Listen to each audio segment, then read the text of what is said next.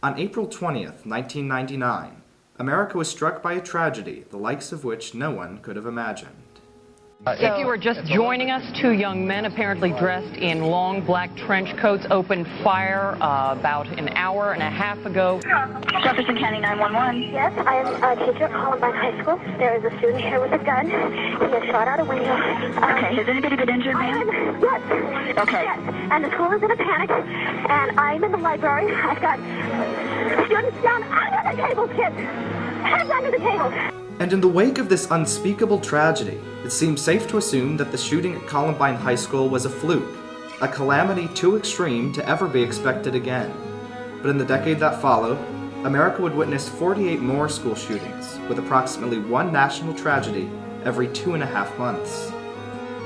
We start tonight with the story that sent a chill through parents today. Shooting at a school in Newtown. This is the Sandy Hook Elementary School. In one of those schools, a high school in Ohio, today the worst happened.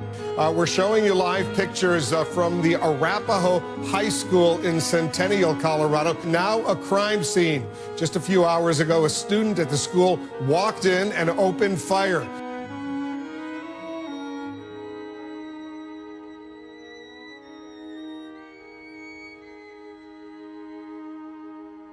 The reality is that gun violence in schools has almost become a sad normality, an all too frequent headline for those watching across the country. The next attack, it seems, could just as likely hit your school, or mine here in Ackworth, Georgia, as it could Arapahoe, or Columbine, or Sandy Hook. And that's what makes preventing gun violence so urgent.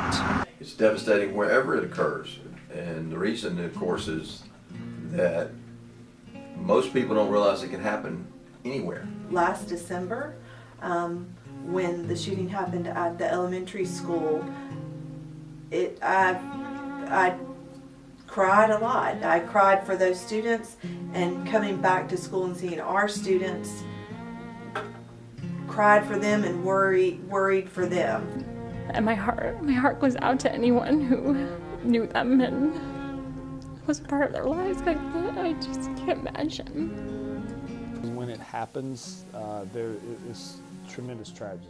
I mean, there's loss of life, there's fear that's instilled in parents and students, and we need to have not only a physical safe environment, but an emotional safe environment. School shootings make students, teachers, parents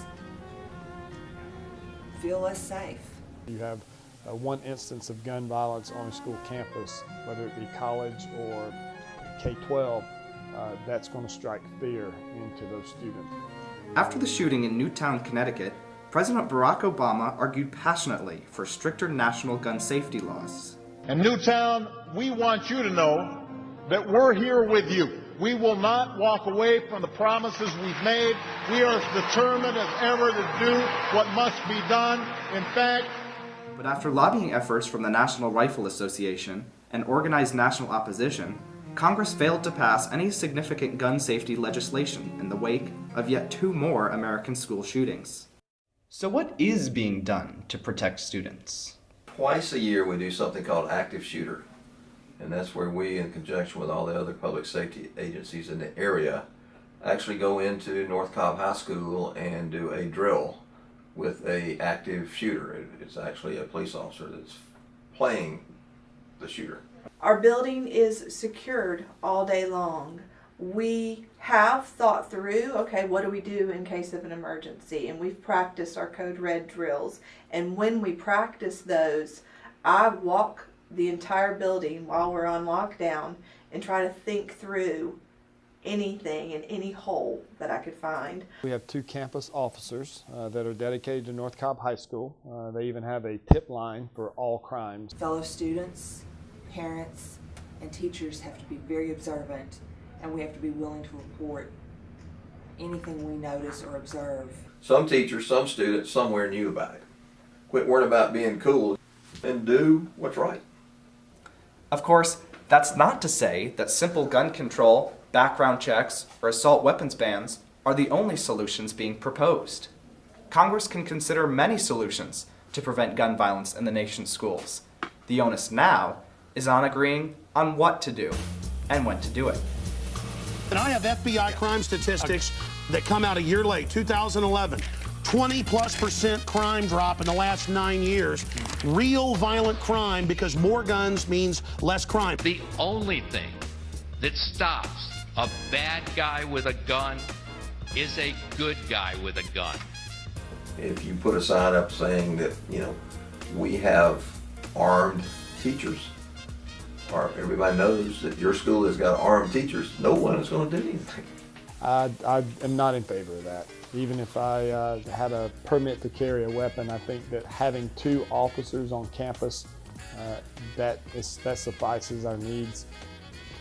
The NRA's proposal for more armed guards in schools may be helpful in some instances, but it falls far short of the strong, serious, comprehensive action needed to stop the kind of horrific tragedy that occurred in Newtown last week.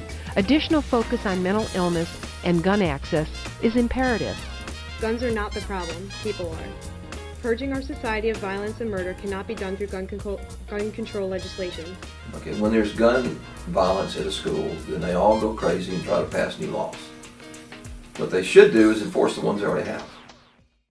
Everyone agrees that we cannot accept even one more death to the danger that is school gun violence. With real consideration from congressional leaders, perhaps new solutions can start saving lives. And that is what's truly important to remember. Our biggest responsibility is to keep our children safe. Learning can only come after we know that our kids are safe.